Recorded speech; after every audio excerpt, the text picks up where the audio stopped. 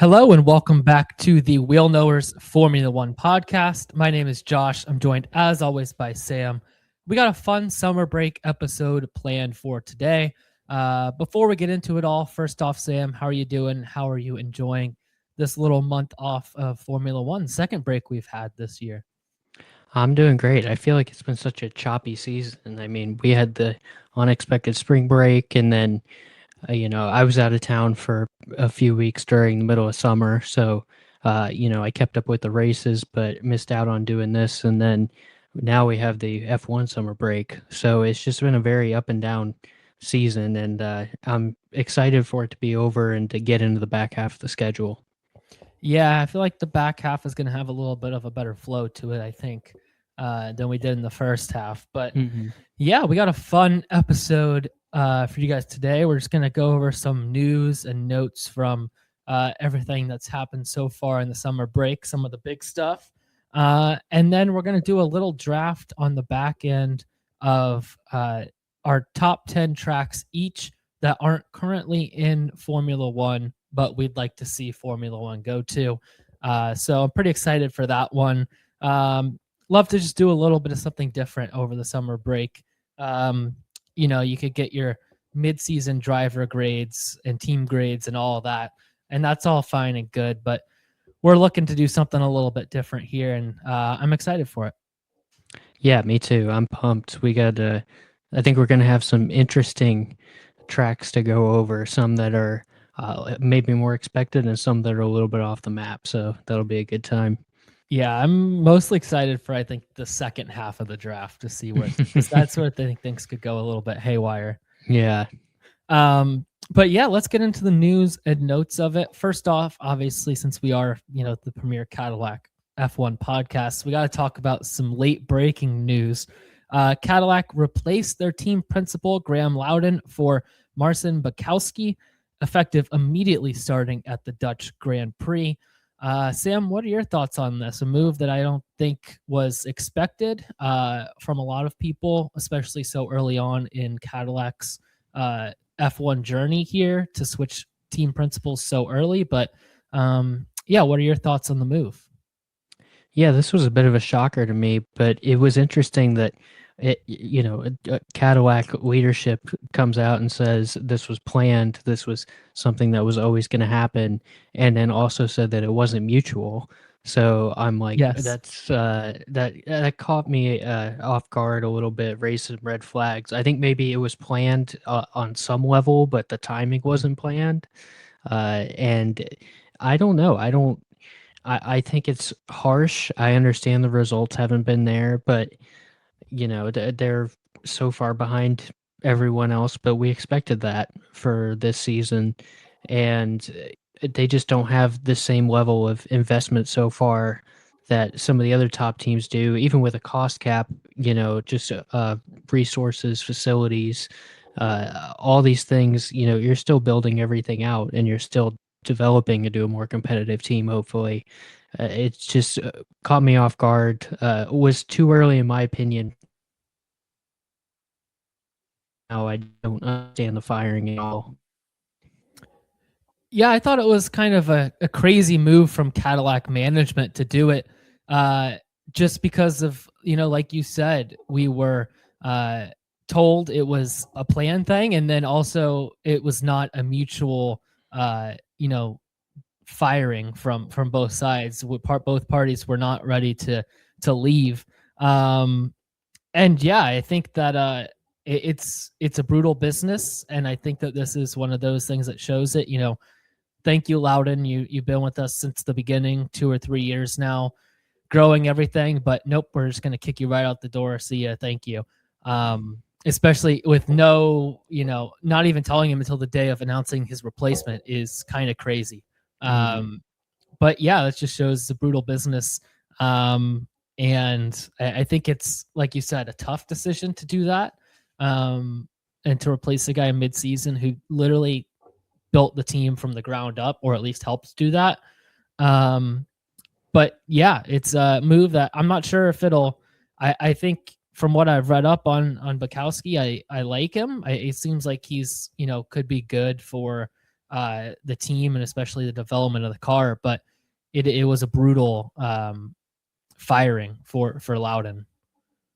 Yeah, I mean the good news is about Budkowski is that he's clearly technically minded, that he's can be very involved in the design of a car, but you want somebody in that role with more of I guess someone who had already been a team principal. I think may have been a better fit. He was the technical director for Renault and Alpine for a bit, but yeah, it just doesn't not something I saw coming. I expected someone, if they did bring in someone new, maybe a name that we already knew, maybe go for a splash if you're going to go and fire someone that early, try and make a big move. And Budkowski seems like he's had a nice career, but it's not a game changer move, a move that's going to really shake things up. It just feels like a new face in there, I guess, for now. Yeah, I would agree with that. I mean, he definitely seems to have the technical experience and expertise, like we were talking about. He was obviously he's big on aero. He's a aerospace aerodynamics guy. He was instrumental in the F 2007 car that Kimi won the championship with, and then the next year he was instrumental in the design of the McLaren that Lewis won the championship with as well. So I know those are completely different rule sets and regs, but he's clearly got a mind that is, it can design a good car and can create a good car, which is something I think Cadillac definitely needs right now. But like you said, is it the correct thing to put him in the role of team principal where it's well beyond just the building of a car? I'm not sure because, like we saw earlier this year, I know this was a much different situation in some ways, but Aston Martin throwing Adrian Newey in as team principal for a little bit. We all know how good of a technical guy Newey is, but team principal is not a role that he was built for or was even signed up for. And it seems like, to Budkowski's credit, he has more experience on that side of things. Like you said, a director for for Alpine for a little bit. And in 2021, I believe he was essentially the team principal, not named the team principal, but from everything I've read up on, he was, the guy running the show essentially, on the weekends, on race weekends. So he has at least, some experience in that category, which is good. But yeah, it's, I'm interested to see how this plays out because I think it could go really well. Like I said, seems like a great guy with the car, but if he's the guy to build up a team, essentially still from scratch, that's a different story that I'm not sure, we're gonna have to wait for that one to be told and see from there. Yeah, I agree. It's sort of just a TBD situation. A guy that clearly knows how to build a car and has experience in F1, but it doesn't feel like a home run hire. To be fair, I was going to use the comp of bringing in someone like an Adrian Newey, but we'll get to Aston Martin in a bit. That hasn't fully worked out yet. At least hasn't fully panned out. So yeah, I think there's potential with the design. I'm just interested to see how quickly he can scale up and, if he can step up to that role coming in from a team like Alpine previously that was, obviously very well built up. They, changed the name, but it's very well built up. A team that's been around for a long time. This is a whole different beast. So excited to see how he does, and I do think it's good that they have someone in there that's technically minded because that's the most important thing right now is finding pace in the car. Yeah, I agree, but just can't stop thinking about the Loudon side of it, man. That's so brutal to be just told, nope, no longer in need of your services. Sorry, thanks for everything you've done, but we're going to tell you the day of the announcement of your replacement. That's a tough go of it. Tough business. Yeah, it really is. And, it's interesting. I didn't love the Loudon hire at the start just because his experience in F1 running teams, they did not have the most success. But of course, a lot of those teams, he's with Virgin and Marussia. Those are teams that didn't exactly have a ton of funding to play with, and those were tough spots. So, uh, I mean, it is what it is. I think even though I wasn't a huge fan of the hire at first, I think you should have got a longer leash. And yeah, it definitely, after you've been with the team for a couple years, building out this whole program, it's harsh to get dropped like that so suddenly without some sort of scandal or something like that. It's pretty harsh. Yeah. Well, one thing I want to go back to as well is you said, it's surprising that they didn't make a splash hire if they were going to do something for the off or the, mid season like this. Who do you think that would be? Because I can't really think of too many candidates that are out there that are, um, ready for taking on that role, especially right away. Like most of these guys, they'll have to take a year of leave or whatever to fulfill that. So, it's interesting to think about it from that perspective too, of if there even is anybody else really that's super qualified to make that hire as well. Yeah, well, I think that's a valid point that you don't have a lot of guys out there that are going to step in on day one and totally change the scene. But that's another argument against not firing him yet, at least giving him the rest of the season. Then you never know how things can go with silly season. Guys' contracts run out, or they might be willing to jump ship, ready to try something new. And then maybe you get a shot at a guy that has a bigger pedigree and that's kind of the way it is in any sport. It's very rare that you can make a midseason change and bring in someone that's drastically better. You're just kind of treading water for the rest of the year, getting to the off season. So, yeah, that's why it confuses me even more. I don't know that they could have made a better hire, but it's that goes to why they shouldn't have fired him yet, in my opinion. Yeah, interim head coach, interim team principal kind of thing, but Yeah. not really, I guess, because he's obviously coming in from the outside and all that, but you can't really, like I said, like you were saying, he's the only guy that really couldn't be an intern. Mm-hmm. So, Yeah. or I'm sure he's not the only guy, but he's one of the few options, I guess, of guys that are could take over and stay right away. Let's move to a little bit of a more fun side of summer break. We get this seemingly every summer break. Guys, Max and Toto were spotted on vacation again together in Sardinia. Don't know. Matt, is the Max to Mercedes talk back on? What do we make of this? This is a tradition unlike any other at this point. Yeah, it definitely feels like it is a tradition unlike any other. I don't know if it really changes anything in the calculus. I mean, like you said, this isn't the first time that we've seen it. I think the only thing that would maybe change it is the situation with George that we've talked about that's been pretty up and down recently, where now they found their driver for the future in Kimmy, and George kind of feels like an afterthought, maybe. I'm sure that there's a world, of course, if Max offered his services, Toto would jump at the opportunity. But I don't think that this changes anything at the moment until we learn a little bit more about what's going on behind the scenes. I agree 100%. I don't know how many times we have to see it. This Max and Toto on vacation together, igniting Max Mercedes rumors, and then nothing happening before we just kind of dismiss this as this is just what happens. They vacation together, I guess. I mean, it feels like we're getting to that point a little bit because I feel like the talk hasn't been as big. But it's still there a little bit, and I think we're getting to that point of, okay, we've reached max capacity here. This is it. We're not doing this again. We're not going to be fooled. Fool me once, fool me twice, can't fool me three times kind of situation. Was the pun intended there? Max capacity? It wasn't, and then but it was. Right after I said it, I realized, and I was like, that's nice. Yeah. Yeah, I mean it's one of those things, it's rumors pop up constantly in F1. It's one of those sports like baseball you play every day, football during the season is at least every week, American football and soccer.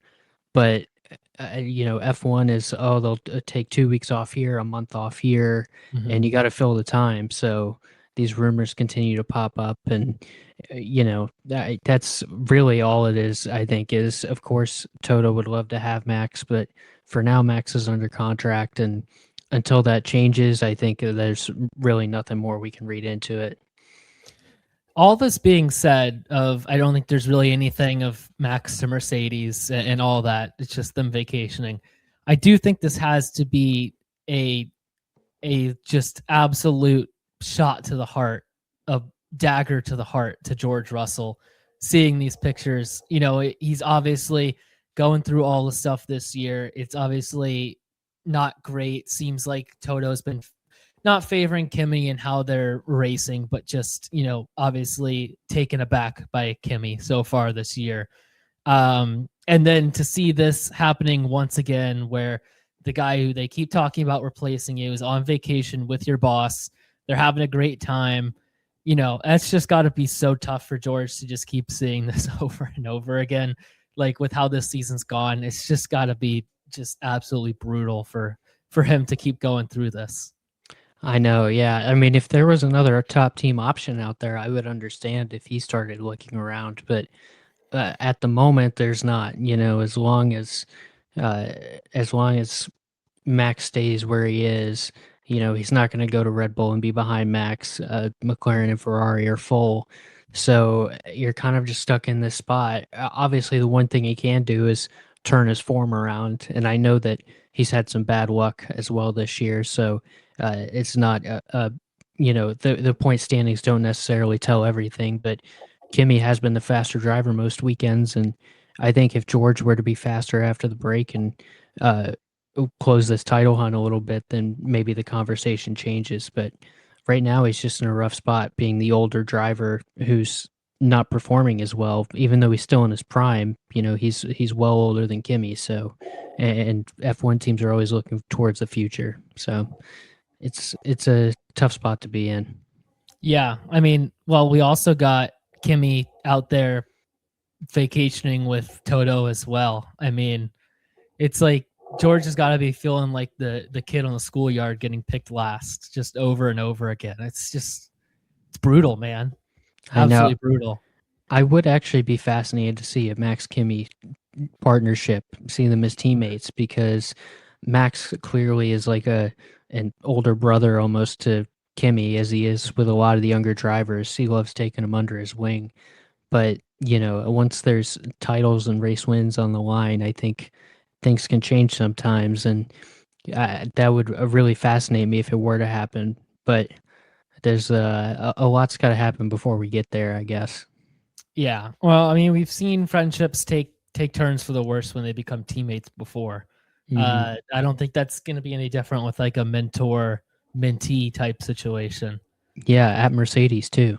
Yeah. Well, yeah, Silver Wars come back. Mm-hmm.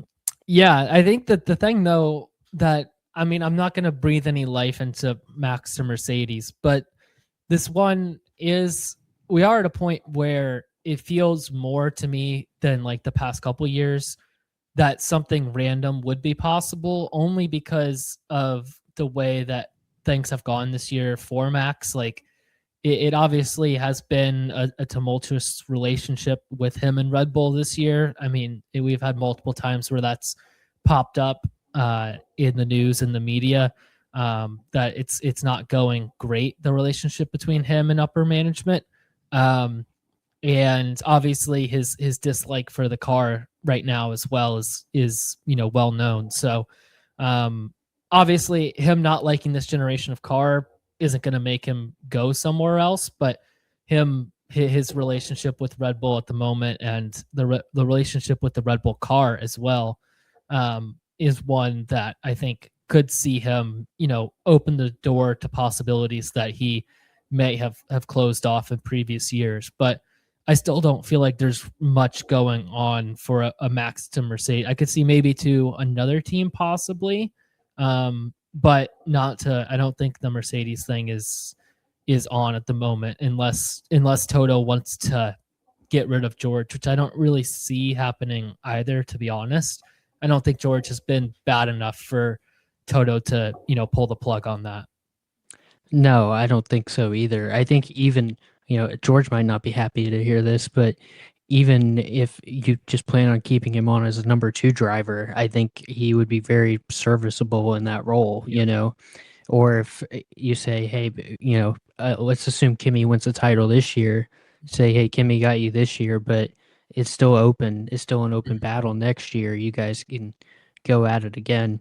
I think that's all on the table. And as much as George has had his troubles to start this season, like I said, he's also had some reliability issues. And maybe after this break, he can come back stronger. I don't think he's forgotten how to drive or anything. He's just had a rough couple months or a rough 4 or 5 months against a young phenom, a guy that we thought was talented, might actually be even more talented than we expected. Yeah, I agree. Let's talk a little Aston Martin real quick. Their F1, their engine upgrades are coming at the Dutch Grand Prix. They got a little bit of testing, I guess, in because of a film day over the summer break at the Hungaroring. And there were some kind of conflicting reports coming out of that. Some saying that they were gaining 35 to 50 bhp from this engine upgrade, which can be worth between half a second and 0.8 of a second a lap faster than what they have been.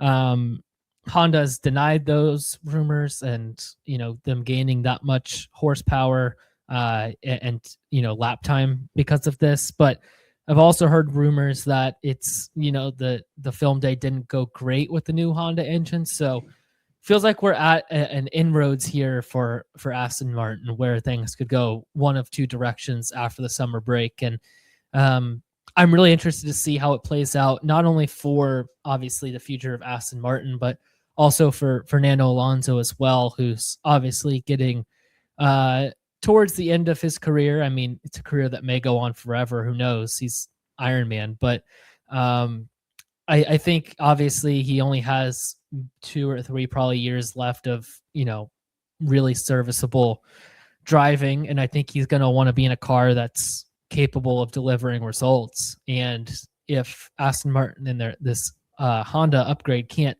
bring something, then I think that's going to hurt their chances of keeping Alonso around as well, and possibly Alonso, retiring from F1 as a whole if he just doesn't see anywhere else to go. Yeah. This is they're in quite a spot. I mean, reading up on this earlier, seeing the headline from the other day that Aston Martin wasn't aware, or Honda didn't realize the scale of its problems until January.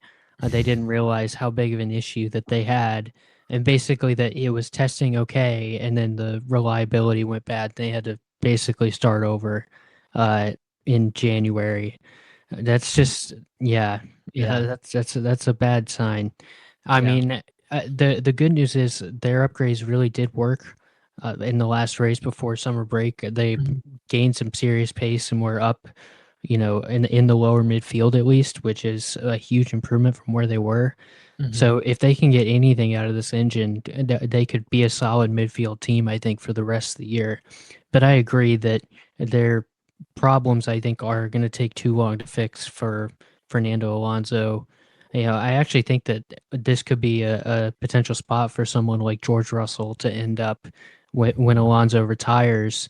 I mean, first of all, I think he just fits, George, like the classy British guy, almost a posh.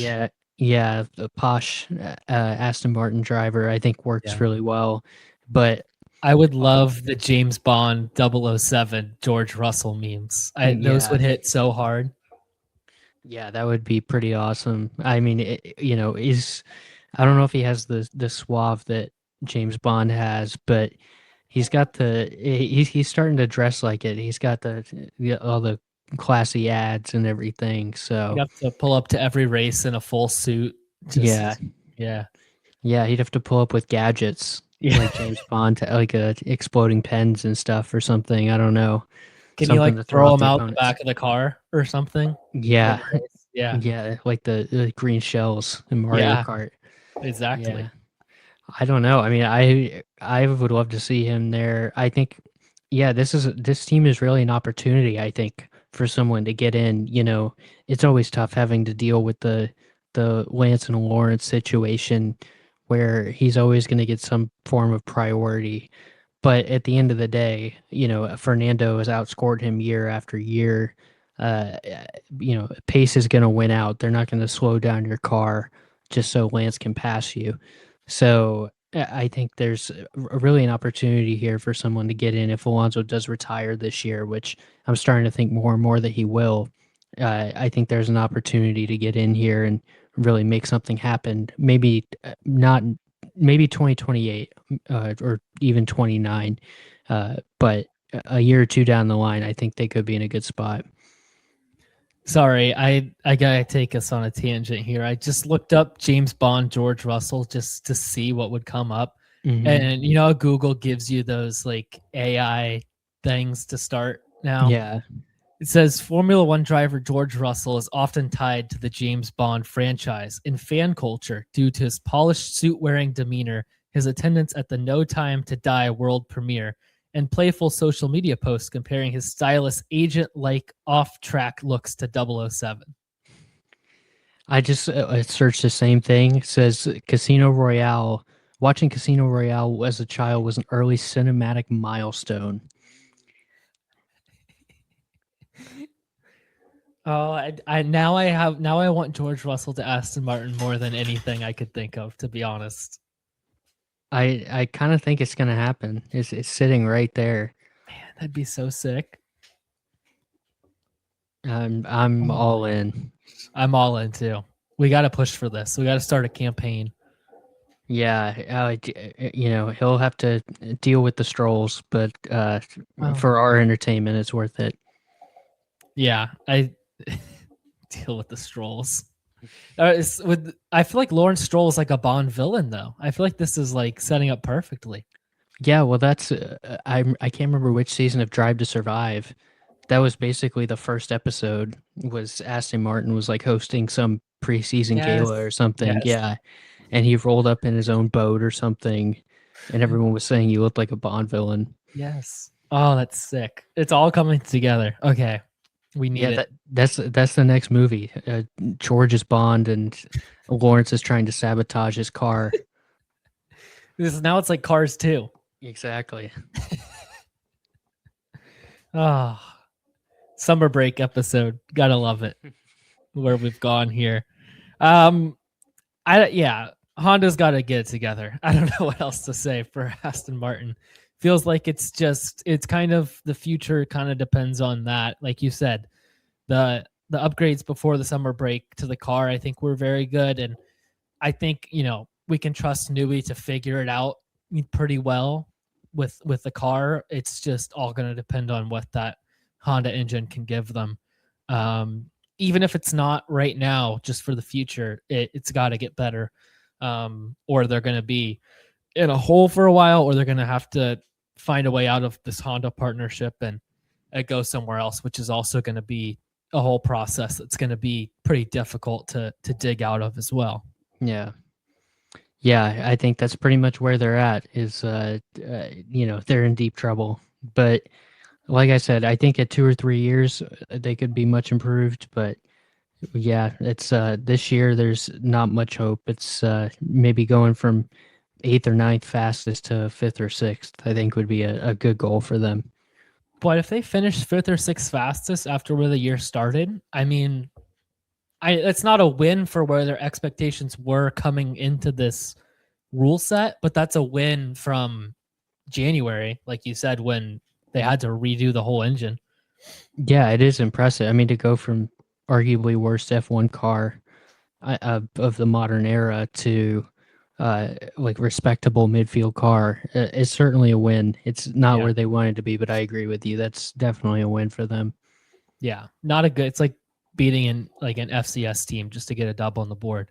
Mm-hmm. Yeah, yeah. Small wins. Small wins.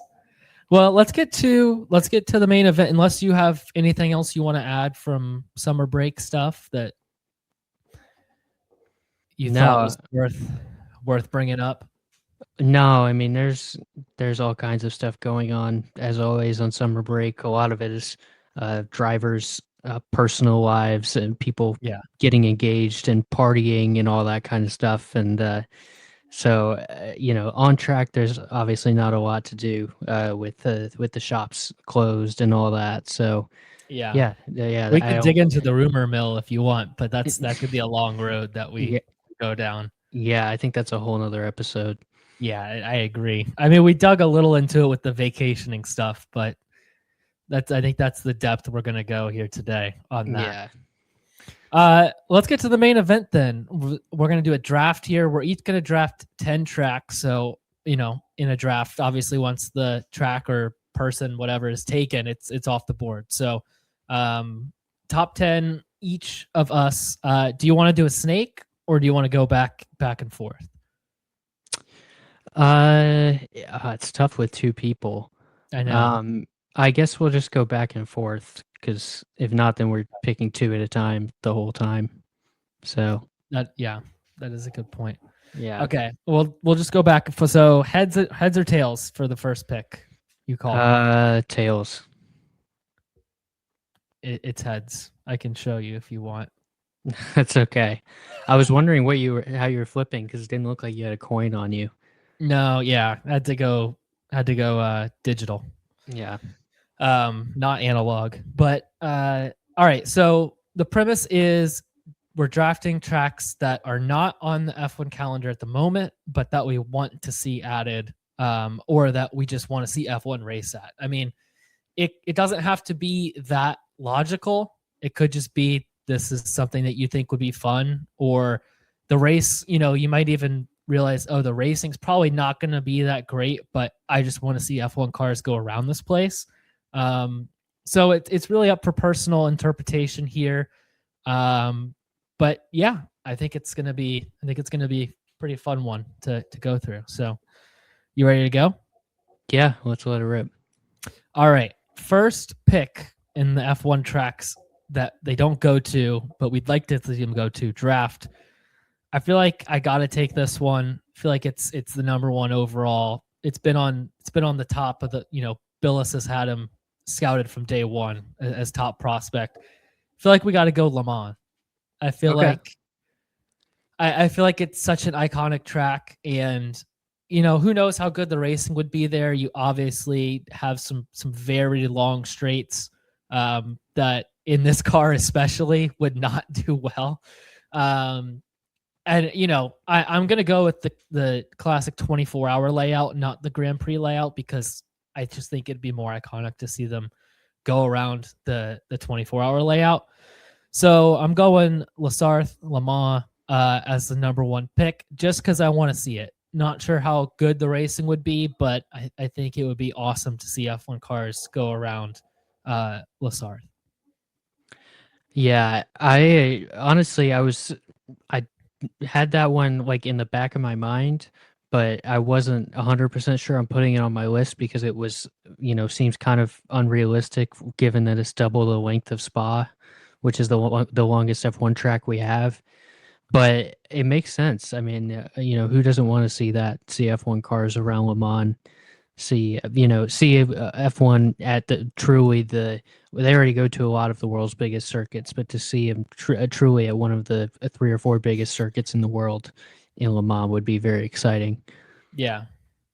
Well, maybe I reached a little high on that, but I just thought I had to have it.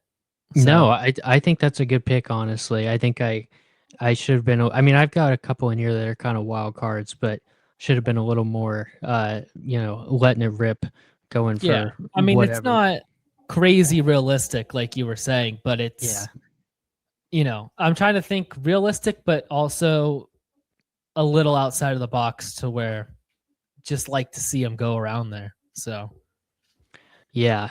So for the only rules thing, which I should have asked before, but are we including tracks that they used to go to that they don't go to anymore? Okay. Yeah.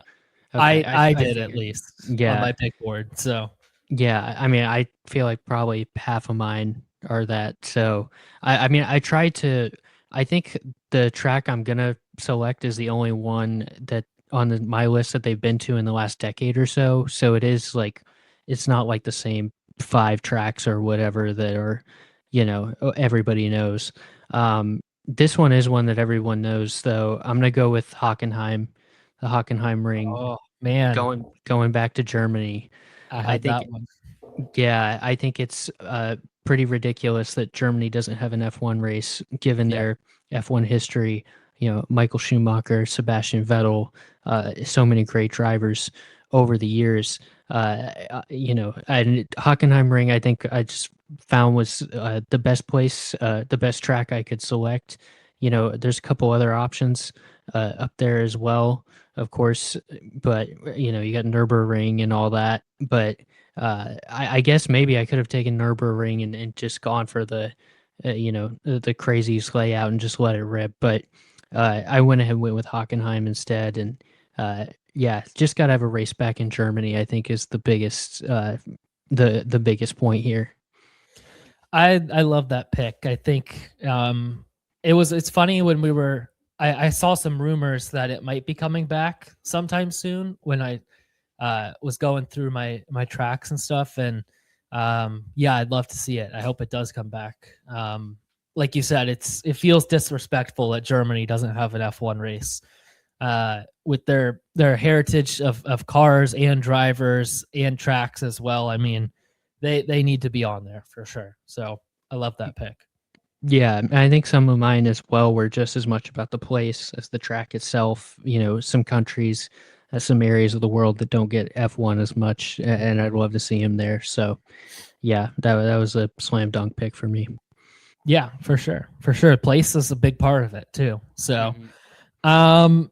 well, with my second pick then I am going to go with Fuji. Oh man, that was I don't know. I was trying to decide if I was going to pick that next or for my third pick. So Yeah.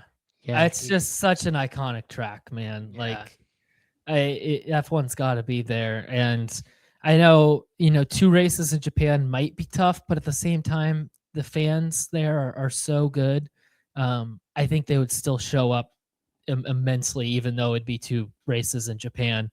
And then as well, obviously they're not in F1 like technically full time, but Toyota sponsoring Haas, they're kind of in F1 a little bit, and Fuji's a home track for them. So I think that would be a great one to have back in there as well. So I love Fuji. They go to it in the World Endurance Championship still, and I'd love to see F1 back there.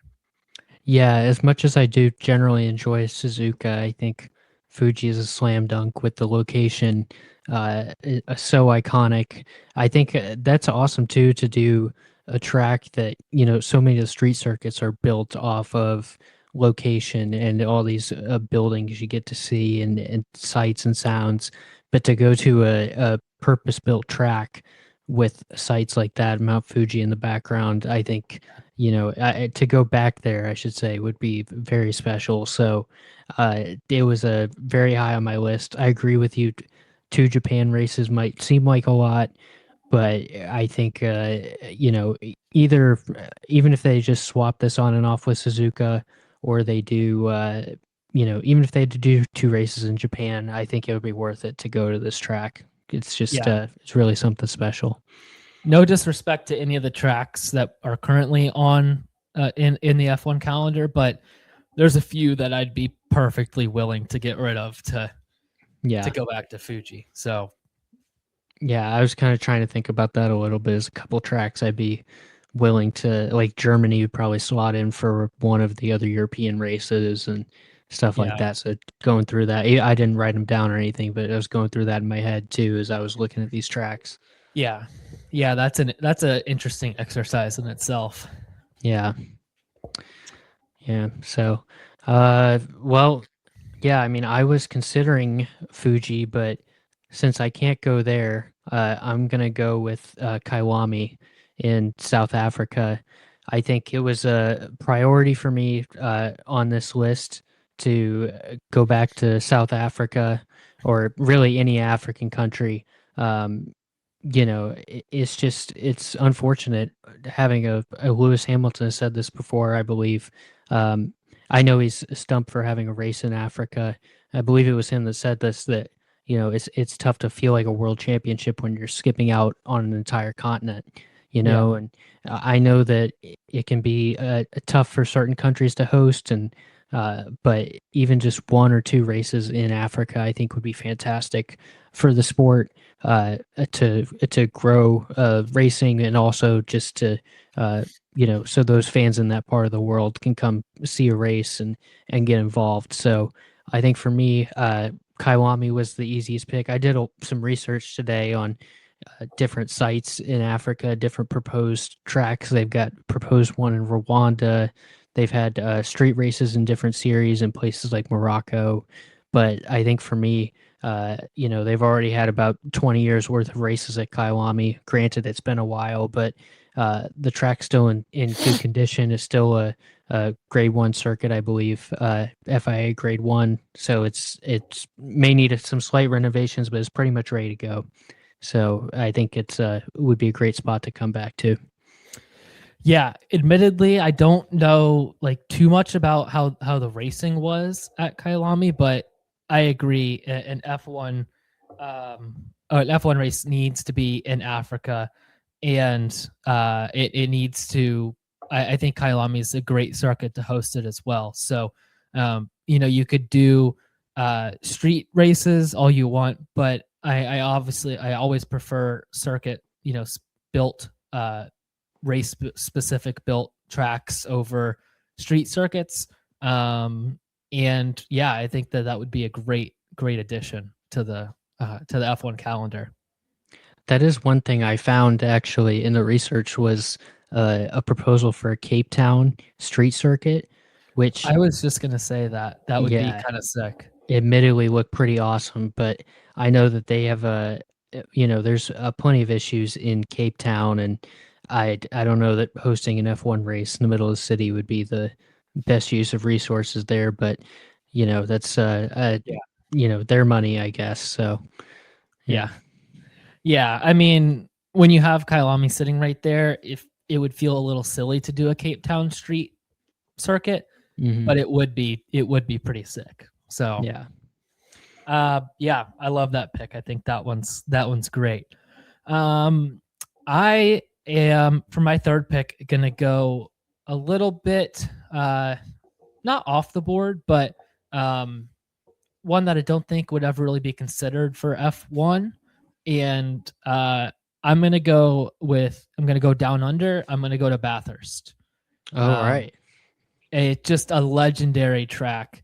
One that is just synonymous with racing. So many incredible moments there. You obviously have the Bathurst 1000. You have the Bathurst 12 hour there as well. A lot of just really, really awesome moments, and honestly, incredible views. Like we were saying with Fuji as well in the background there. This one goes up onto the mountain, onto Mount Panorama, and just seeing cars navigate just very different styles of track mixed into one, where you obviously have to have the straight line speed, but you also need to have the downforce and everything to go through the crazy bit back down the mountain there. I mean, I'd love to see it. And yeah, I think there's so much that Australia has to offer, and I feel like Australia has a great motorsport community as well. And we obviously already go there with Melbourne, but I think adding another track as well, in a track that's as good and world renowned as Bathurst, I think would be fantastic. Yeah, that's one of those tracks that it would be fun just to see the cars drive on. Exactly. See them even do a hot lap or some sort of time trial. I think would be a lot of fun there. Even if the racing was, I guess we'd see how the racing went, but who knows? I want to say Liam Lawson did a hot lap there a couple years ago, maybe, or last year in an F1 car. But yeah, I feel like some of my tracks are generally just I would love to see an F1 car drive this track in like a quali full push or obviously in a race as well. Hopefully the racing would be good. But yeah, I feel like that's kind of where my head went with the list. And yeah, I think Bathurst would be a great addition for that. Yeah, you're right. I just looked it up on YouTube. He took the Red Bull around a few years ago. Looks like right before he got into F1. So, uh, yeah, that would be a lot of fun. That would Yeah. be. I'm sure the crowd there would be nuts too, because Yeah. Australia always brings it for sports crowds in general. Yeah. Definitely. Definitely.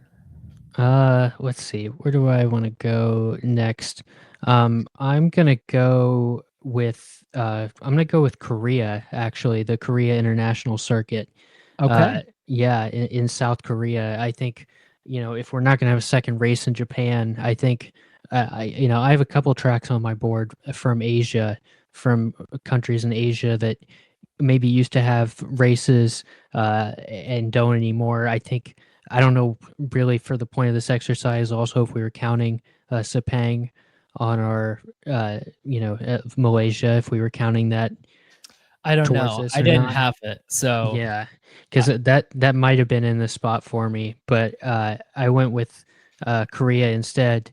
It's in the bottom left part of the country, so southwest, I should say. So no worries about the DMZ border disputes or anything like that. But uh, yeah, I just think this part of the world, even though nearby Japan has a race, I think there's just so much. South Korea is one of the tech capitals of the world, and I think it just makes sense to have an F1 race there. And I think the Korea International Circuit's already had it for 4 years. I think it would be a nice spot to come back to. yeah, I agree. Honestly, this one didn't really have it on my list, to be honest. But Mhm. I think Korea is another part of the world that would really show up for a race, similar to like you were saying in Japan. I feel like the atmosphere would be awesome, and yeah, I think that would be a great addition as well to the calendar. So I would love to see it. Mhm. Uh, for my fourth pick, I am going to go with I think I'm going to go for Brands Hatch. Okay. And I know we have Silverstone, and might be hard to get to races in England, but I think Brands Hatch deserves it. It has the history. It has the just I feel like I've said it a few times, but the iconic everybody knows about Brands Hatch, and I feel like that um, to me, if we're going to be F1's the pinnacle, it's going to be the pinnacle of motorsport, then I feel like they need to go to some pinnacle tracks and some tracks that everybody knows about. I feel like Brands Hatch is one of those. And for that reason alone, I feel like it would be a great addition. But on top of that, I feel like I would hope the racing would be good. I think it would be good, especially with this sort of car that we have right now. Not too many like incredibly long straights, so it wouldn't be too energy starved. I feel like the racing would be pretty good, so I'd like to see that as well, for that reason. Yeah, that's a good shout. That's one that I had on my list. I was considering. I think for as F1 centric as England is, at so many teams there, so many drivers from there. I think a second race there wouldn't be too crazy. So, and if they were to go back there for a second time, Brands Hatch would certainly be top of the list. So, I really like that pick a lot. Yeah, I think it would be if they were going to do another. They'd either try and do some crazy like London street race, or they'd go to Brands Hatch. I think probably. Yeah, unfortunately, I could see London Street Race. Yeah, They should pick some town up north or something, and like some small town to do a street race through. yeah, Really get the proper English feel. yeah. Let's see. Well, for me, I gotta go. This one I think was definitely on your board. I wanted to go ahead and get it Well, I could. I think it's time to go back to Indy. Okay. Time to go back to Indianapolis. You know, All right. haven't been there since the debacle in mid 2000s, but it's been almost 20 years now, and I think it's crazy that the motor racing capital of America has no major F1 event, but we have them in Vegas and Austin and Miami. You know, at least Austin is a purpose-built track, but uh, you know, if Miami wasn't signed for so long on the calendar, I would say that would be the one that I personally would move. Even though we've been a couple times and we enjoyed it, it's still you know, it's still racing through a parking lot compared to Vegas has been fantastic for as crazy as that's been. The racing's been very good there, and Austin's a great track too. So I would love to see Indianapolis come back though, either in that place or for another track if they thought F1 could handle a fourth race here in America. So I think this is a slam dunk to so much motor racing history at this track. I think if you didn't price people out of it, I think you could get great crowds, really fill it up, probably be the biggest crowd of any track on the calendar if you could sell it out there. So I went with Indianapolis for that reason. Would love to see it back on the calendar. Yeah. I would love it. I think admittedly in the Indy road course isn't the greatest track. Just in my opinion, but I do think it would be just incredibly special to be back there with F1. And like you said, if you could fill out those grandstands or, you know, at least half the grandstands, at least the front stretch, it would be such an atmosphere. It would be awesome to be there, and to miss out on going to Indy as a F1, I think is a miss, even if the racing, you know, had its issues when we went there in F1. I think, you know, we would be past that at this point with the Pirelli tires and stuff. So yeah, I think I'd love to see it back. I think it's time. I think it's time to at least try it, right?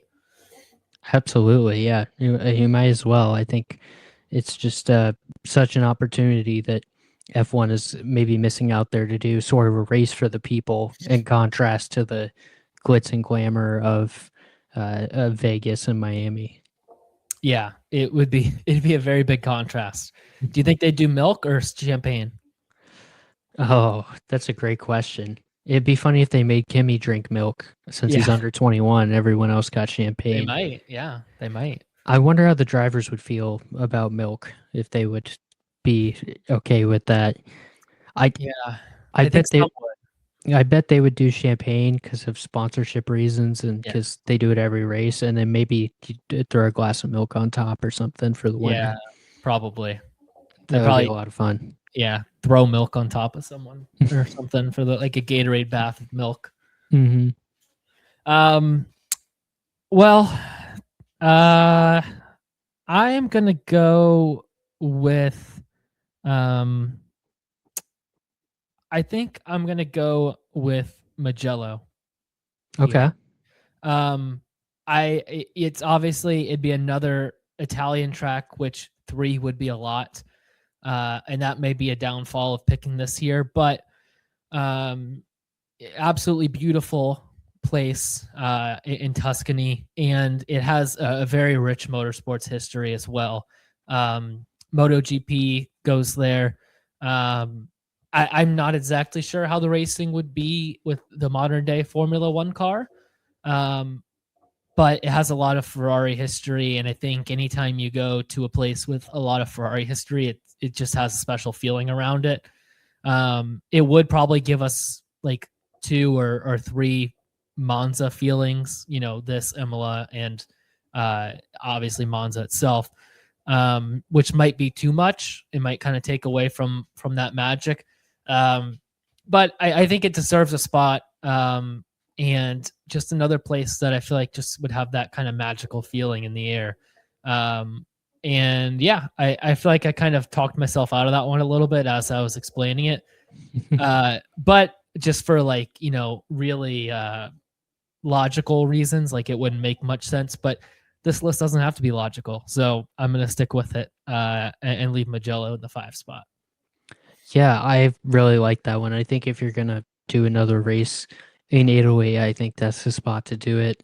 Just beautiful Tuscan country, great circuit out there, and I think that would be exciting to get Tuscany back on the calendar. Again, another place with some natural beauty would be fun to go to as well. So, I feel yeah, I like I'm like that just call. throwing the beauty around. Fuji, Bathurst, I know, yeah, Magello. But yeah, lots of nice. we talked about the Cape Town, street circuit idea, and then adding in when you were saying if they were going to do another Italy race, this would be it. Obviously, my mind went to they'd probably do some Rome street race or something around the Colosseum, and then I was thinking, I was like, when I was going through these, part of me was like, I should just throw in some random made up street circuits that, New York City street circuit or whatever, but ultimately decided against that. Yeah, some of these are street circuits that I have, but they're not. They're already, they already exist. So yeah, that's a good point. That's something I thought about too. Of like, what if they just picked a street circuit in any random city and let it rip? But yeah, then you got to consider there's so much to consider with that. But like you said, it doesn't have to be perfectly realistic, anyways. yeah. So yeah. Um, let's see. Going back to me, I think for my next one, I got one more spot that's a big market for F1 that they used to be in and they're not in anymore. And I would like to see them go back and race there. And for the series, I think it would be great too. And that's India. So I'm going Okay. with the Bood International Circuit. It's Buddh. Apparently, it's pronounced Bood. I didn't know if it's Bood or Buddha, or how that went. But the Bood International Circuit uh, in India hosted the Indian GP for 3 years, and fell off the calendar. That and the Korean GP almost perfectly overlapped of this period in the early 2010s. Expansion into parts of Asia that didn't quite work out, but we saw with the US how they've been trying to break into the US for decades, and now they've finally been able to do it. I think it's worth a shout to go back to India eventually and give this another chance because they've already got a grade 1 track over there, the Boot International Circuit. And I'd love to see F1 give that another shot. You got a driver in the grid now as well in Lindblad, who's partially Indian. It would be a lot of fun to see him around that track as well. So, yeah, I went back to India for that one. But could we do it with no Force India as the team? That's Would we have to bring back Force India to do this? No hometown team. I wonder if Aston Martin would do like a retro. That would be so sick. Yeah. Yeah. Like at the Carolina Hurricanes wear Harvard Whalers jerseys. Like that kind of thing. That'd be awesome. They should do a retro Racing Point scheme once a year. Ooh. That would be beautiful. But then the BWT and yeah, it gets messy. Yeah, someone's got to keep BWT around though, with Gucci coming in. That's true. Just paint the car pink with the new Aston Martin sponsors. And George in the cockpit. Exactly. Yeah, I like it. And not another one that I didn't have on my list, admittedly, but I think it would be great. And a huge market. Obviously, it's the biggest country on the planet, right? Population wise, or it is. China? No, it is now. Okay. I believe it's overtaken China. Yeah. So obviously a big market. Maybe it's the biggest market actually. And yeah, a place that I think F1 could try again. I like your kind of you're going to places that I feel like are a little F1 starved, and I like that. I feel like mine is a little bit more. I got Magello. They already go there to Italy twice. Brands Hatch. They already go to. I got a bunch of places where they already go. So a little bit of different directions, but I like it. Yeah. I mean, I think my last couple might get a little more creative, a little more like places they already go. But yeah, I wanted to show some love to some different places. And like I said, a big part of it was just drafting the place as much as the tracks. because frankly, some of these we've seen races on, and others were before our time. We've gone back and seen highlights, seen moments, but we weren't there in the moment watching every race. So yeah, some of it's just hey, I'd love to see this place get a race. So Yeah, I love it. With my sixth pick, I feel like I've gone back and forth in my head on this one since the Le Mans pick about if I should do it or not. But I feel like you said with Le Mans, it being twice as long as Spa. Well, I got a track that's even longer. I'm gonna throw in the Nürburgring all right, and just full send it. Would I'm it glad. be functional, feasible? Would it make any sense in a race? Getting the cars stretched out over that long of a track? No. But I would love to see them go around it. And I think it'd be just fun to, watch. So yeah, that'd be mine. It'd be like a 10 lap race, but it'd be awesome.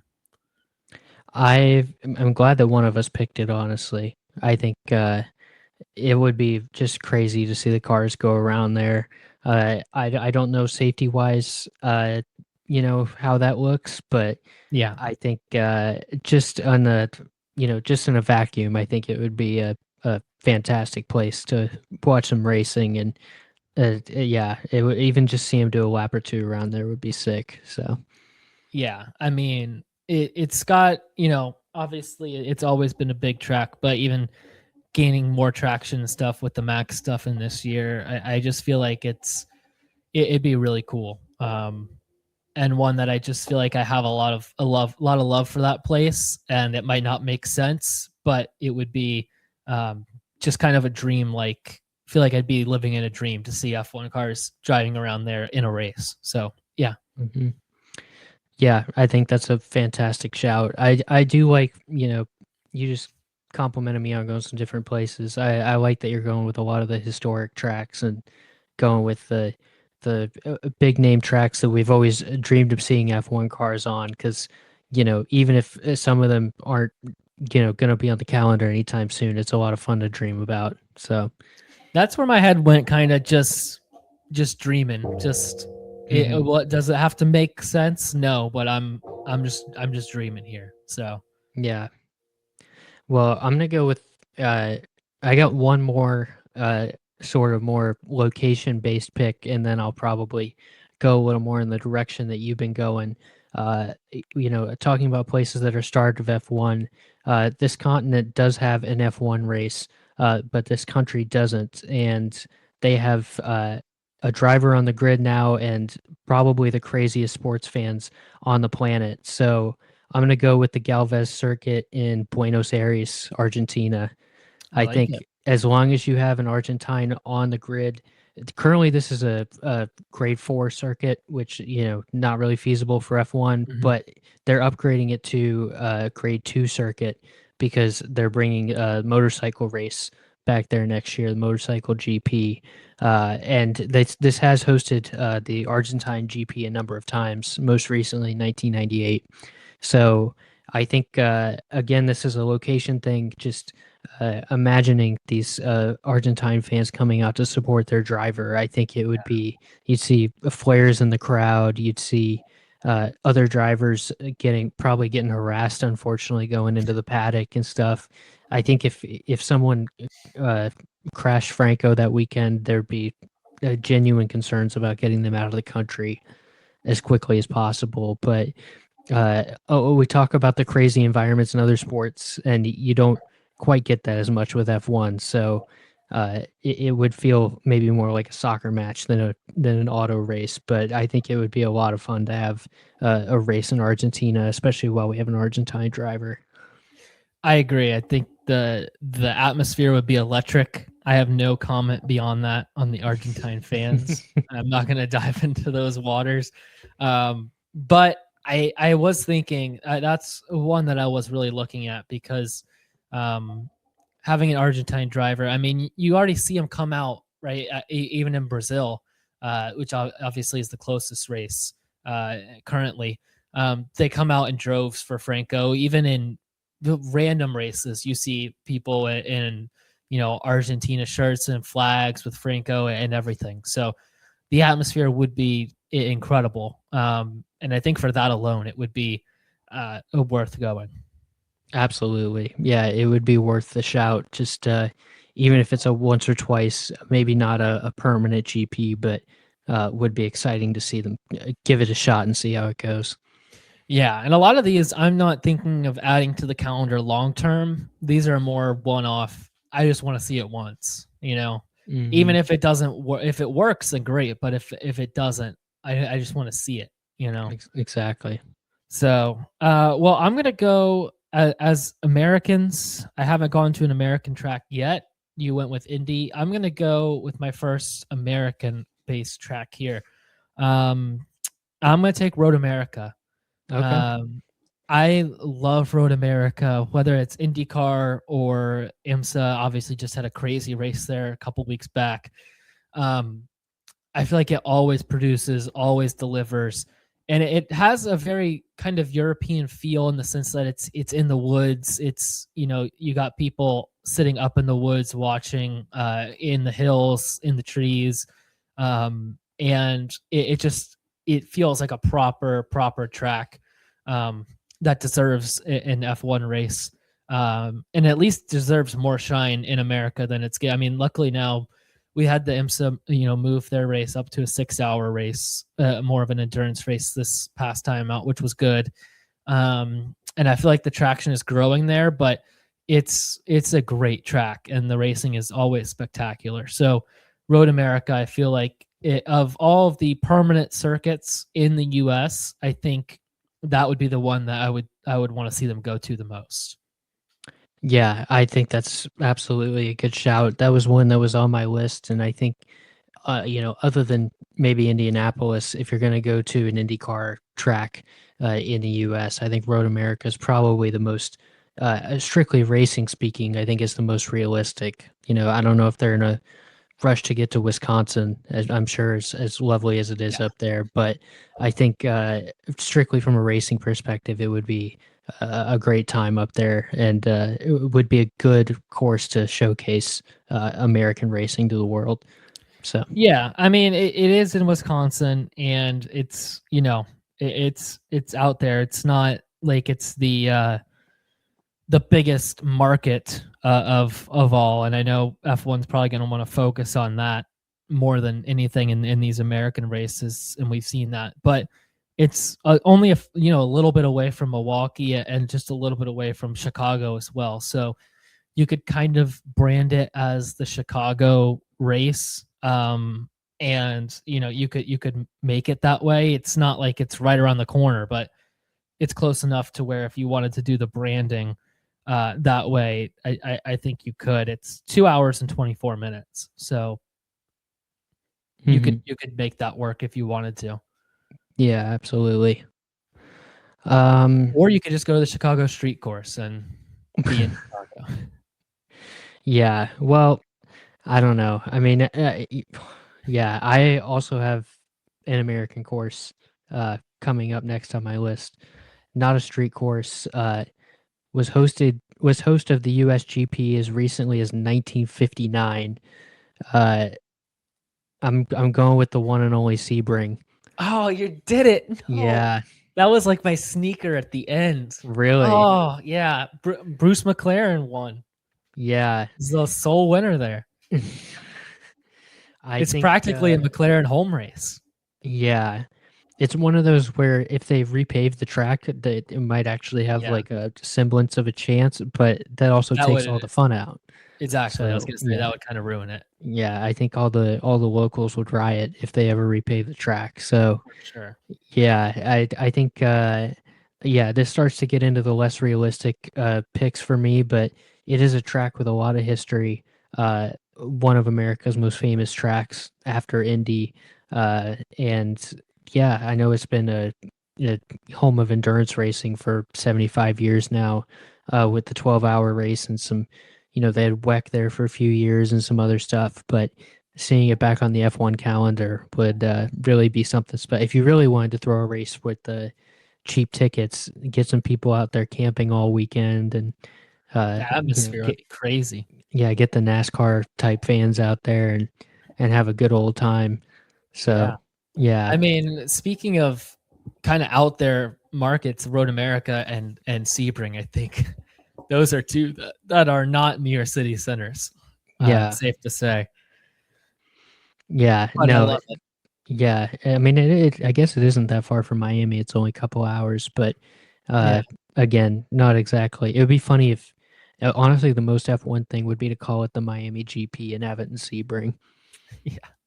Or I could see a world where like something happens with the Miami circuit, but they're still signed on for Miami GP. So they go there and still call it the Miami Grand Prix or something.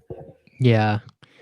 Yeah, I wonder. Well, I don't want to step on any other courses. I was like, there might be some other options for them to move to, but Yeah. yeah. Yeah. I wonder what those are. I'm probably gonna come back to America at some point, but I'm gonna go far, far away from America. And this is one that I was hoping to get in the late rounds. I'm gonna go to Macau. All right. I think the Macau Grand Prix that's held there every year, and the sports car race there as well. It's so iconic, and that circuit would be so cool to see F1 cars on. Um, Another one where feasibility doesn't make a ton of sense, maybe not. Um, but it would be just such a vibe to see that. And I think that alone it makes it worth it. Um, and another area of the world in Asia it's not exactly near any current F1 tracks, but could also draw in fans and support that way. So and the history around that place too, finally getting F1 to go there, I think would be epic. Yeah, that would be pretty special. That's Macau is truly a one of a kind track. I mean, well, I feel like It I is. see clips from that race all the time of cars uh flying every which direction and pile ups and the whole 9 yards. I think that would be a fascinating spot to go back to, or not to go back to, but to bring current F1 to, especially.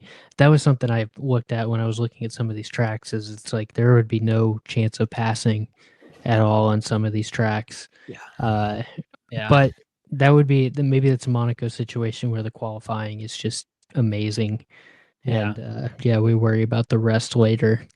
And I mean, a lot of the current F1 drivers and F1 drivers of the past have gone through and raced Macau, coming up through the feeder series. So that's a place where those guys, you can kind of connect back to their youth in going up through the system, going back there. And I think that'd be a cool display to bring those guys back to a track that helped them, get to where they are now would be really cool. Yeah, yeah, absolutely. Man, it's starting to. I feel like I kind They of get had late. trouble. Yeah, it's like, do you want to go totally off the board with something that's 100% unrealistic, or do you want to go somewhere that maybe isn't as exciting but is actually might happen one day? It feels like we're kind of, it gets tougher here.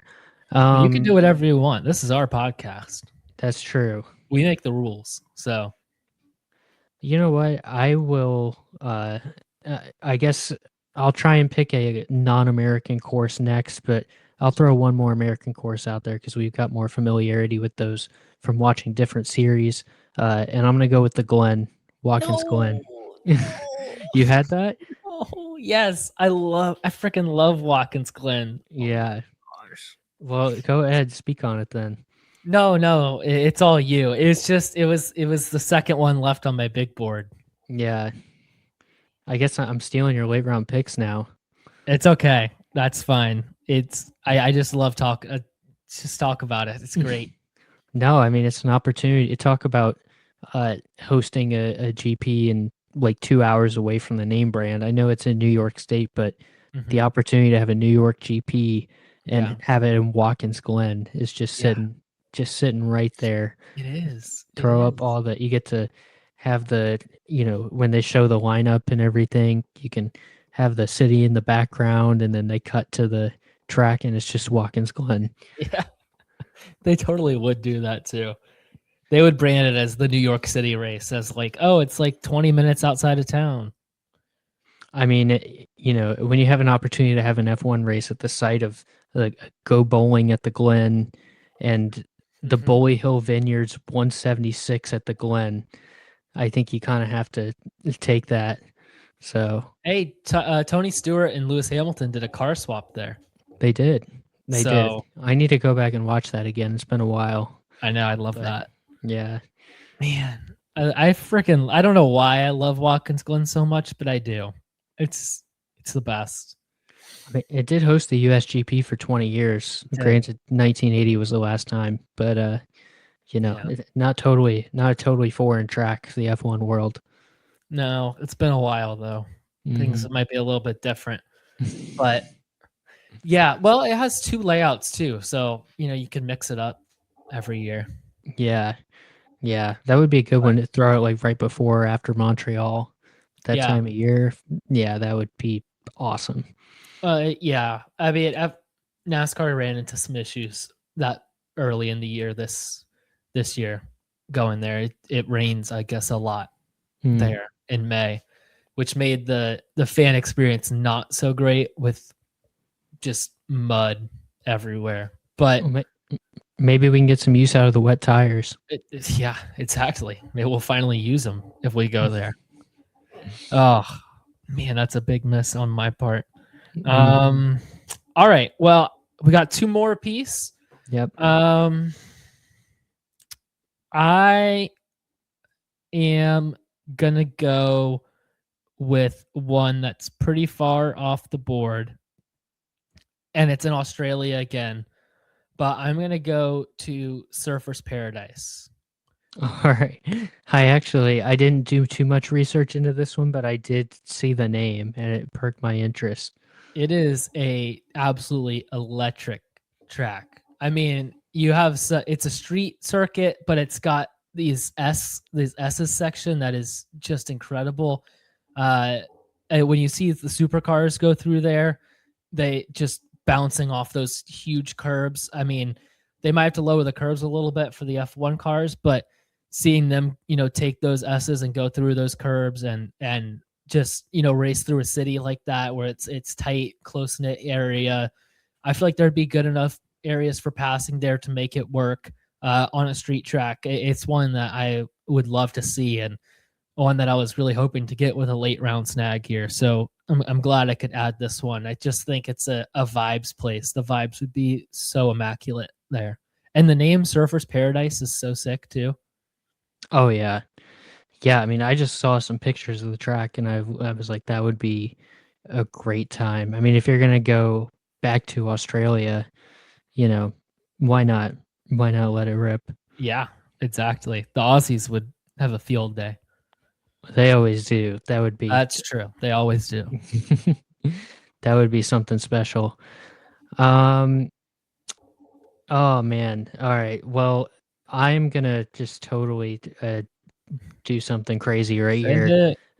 You remember that Formula E circuit that like went indoors and back outdoors in London? Yeah. Yeah.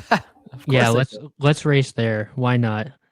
Can you imagine it's raining in London and they got to put wet tires on, the intermediate tires, but it's dry inside, and then that would cause an issue. That would cause some issues. That would be so much fun. Yeah, that would be. Yeah, if you're gonna do a street race, do something silly like that, and just. It's like an indoor like go-kart track. Yeah, exactly. Yeah. That's actually what I thought they should have done in Miami if they were going to do it at the stadium, is find a way to race through the stadium. Yes, I've been begging for this. Like 65,000 people in the stands watching that. Yes, it'd be like the stadium section in Mexico. Yeah, except like 6 times the size capacity wise. Yeah.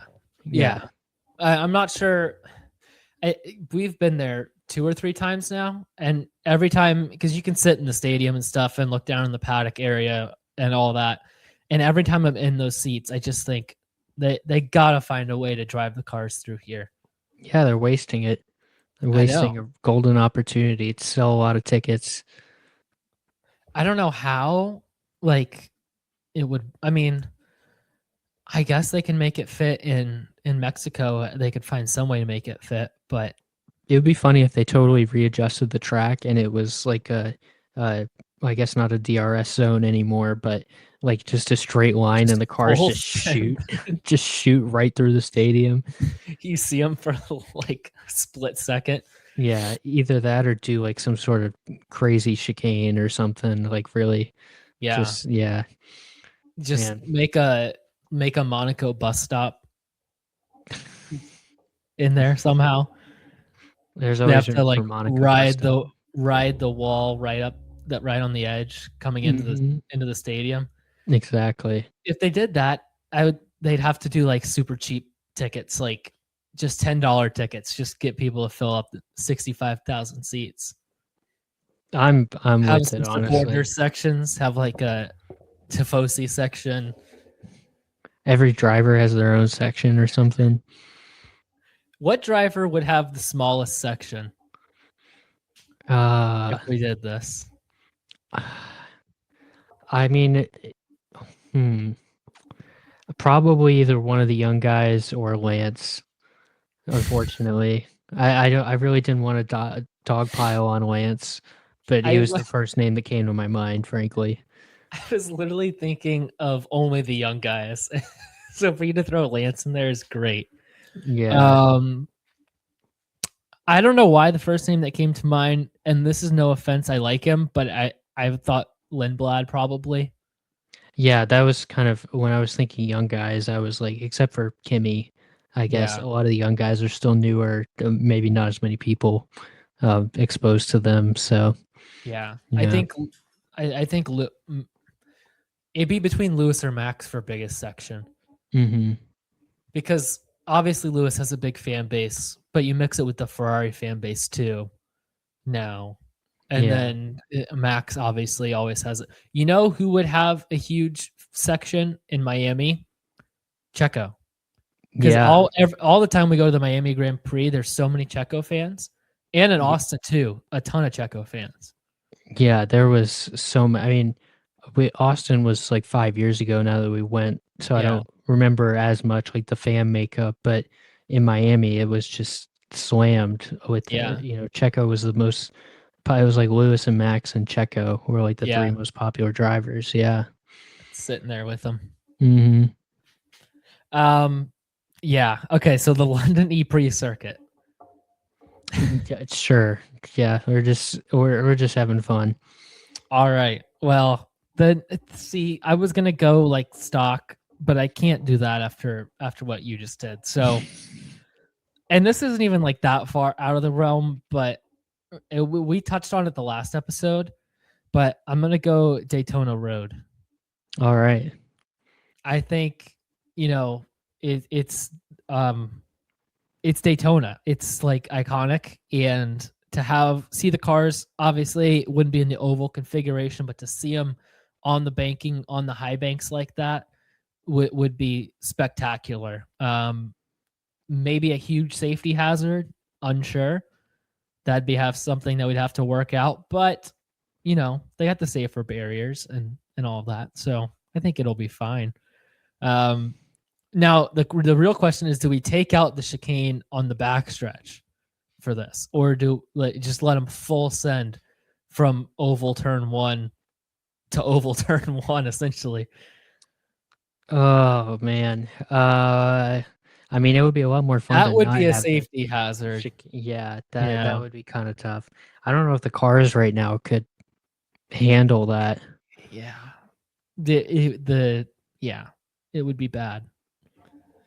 Yeah. Yeah. Let's leave the chicane. Uh, sure. Yeah, Why not? let's leave the chicane. Oh man, yeah. Daytona Road. We got to do it to him. I'm all in. Why not? I've watched. There's a guy on YouTube. I gotta see if I can find him, but he does hot laps. Well, there's a few guys actually that do like I don't know how they do it. They like mod it into games or something or Mhm. iRacing or something, and they do these hot laps around F1 tracks or not F1 tracks, like potential F1 tracks. And he Mhm. did. Oh yeah, Mitsos is the guy's name. He did a whole race around Daytona, and like commentated it. He like Oval? did, yeah. No, it was the Okay. Daytona Road.